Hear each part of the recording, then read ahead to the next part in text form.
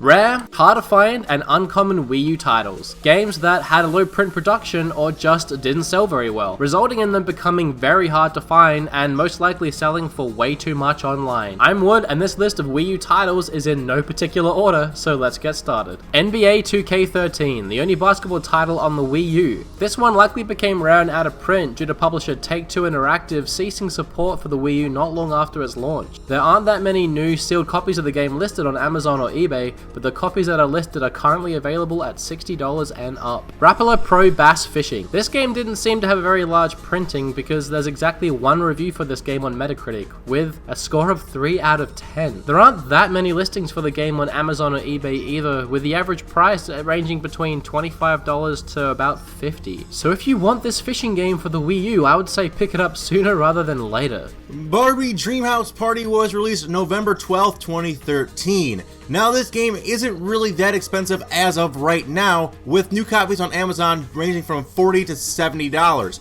However, there aren't many listings for it online. You can tell this is going to be an extremely rare game down the line. Most major retailers no longer carry this game. This is also available on the Nintendo eShop for just $10. So for whatever reason you just want to play the game, you can buy it there. But if you're trying to complete a Wii U collection, you might want to get your hands on a copy of this now before prices skyrocket later.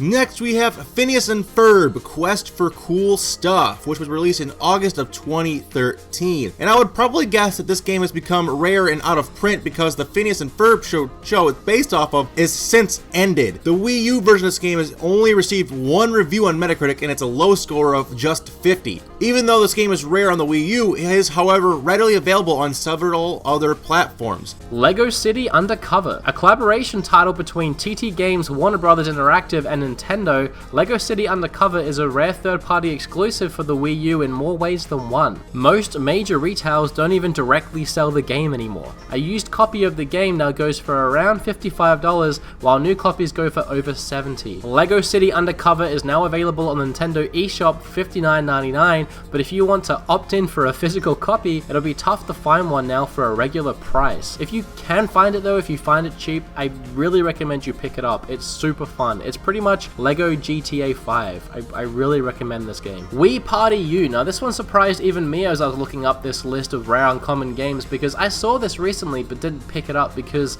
I figured it was a throwaway like all the other games of this variety. This game was released as a bundle containing the game and a black Wii Remote Plus controller. Price of a new sealed bundle has gone up over $75. Some sellers are selling the game by itself for about $35, which isn't too bad if you don't need another Wii Remote. This game is also available on the Nintendo eShop if you want the game and don't mind getting it digitally.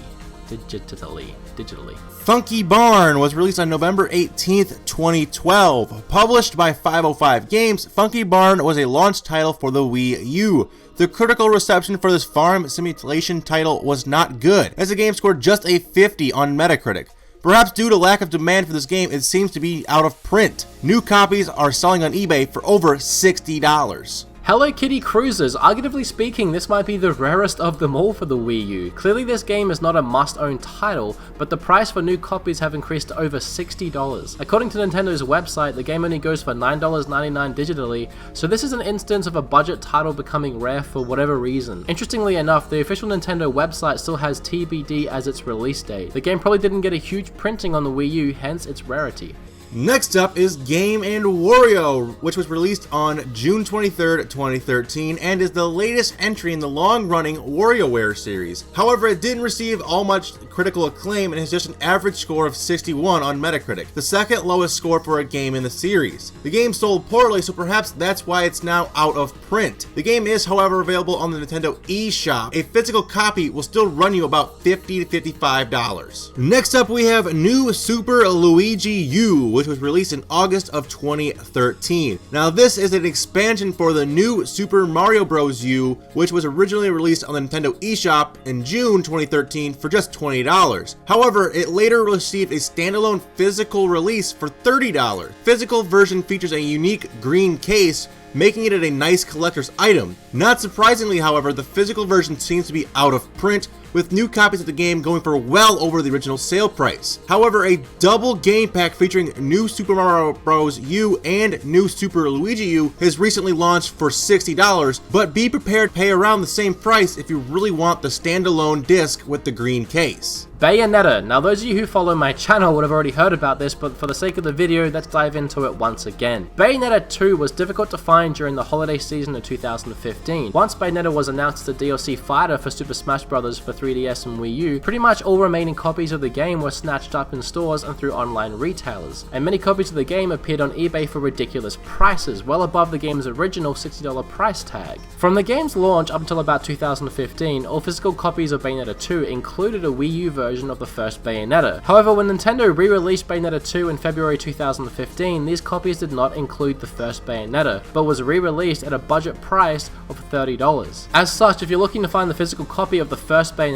you'll have to hope to get lucky and find the now rare 2-disc edition of Bayonetta 2, or you can try to buy the first Bayonetta for the Wii U as a standalone secondhand purchase. Wii Sports Club was released on July 23, 2014. The original Wii Sports on the Wii was a system seller. However, the HD remake of the game on the Wii U, even with its online play, was not a big hit with fans. Nevertheless, it has 5 games which previously all launched as separate paid downloads on the Nintendo eShop. Like I said, the disc contains all 5 of these games, but they came out after they were already launched in the eShop. Kind of an odd kind of way to go about this. Really weird. Unfortunately, however, a physical copy of the game has skyrocketed in price recently. New sealed copies of the game are going for over $85 on Amazon. Devil's Third. When this game was completely absent from Nintendo E3's 2015 presentation, it was thought that this game would not reach North America. When Nintendo of America finally did release the game here, the critical reception was awful. Maybe Nintendo of America anticipated that this game would have a very lukewarm reception. Prices for new copies of the game have risen to well over $100, far more than the game's original $60 price tag. It remains to be seen how Nintendo of America will handle this game's shortage, but online retailers have been receiving very small quantities of the game on and off, but stocks depleted very quickly. If not Hello Kitty, then Devil's Third must be the hardest Wii U game to find. It was released recently in December, so there might be copies lying around still in your area, but pick it up if you find it, because this game, there was about 3 copies made and they're all gone. And that's our list of rare and hard to find Wii U games. Now you guys know what to look for when you get out there, or I guess what to stay away from price tag wise online. Once again, I'd like to thank Kyle Mack for being on board in this video and helping me out. I love working with him, and make sure to go and check out his channel if you want to see more videos just like this. And now I'm going to let him say his final goodbyes, but remember to like, comment, subscribe, and stay tuned for more videos here on Beat 'em Ups, the channel of the people. And I'd like to take a second to thank Wood for having me on his awesome channel. Really appreciate it. Make sure you guys are liking this video. Guy puts a lot of work into these. Great guy. And if you guys are into more rare game videos, make sure to head on over to my channel where I've got a whole playlist of them ranging from NES, Super Nintendo, N64. We do Sega, we do Atari, Game Boy, all kinds of great videos over there. Make sure you guys are checking that out. But thanks again, Wood, for having me on the channel. Appreciated it as always.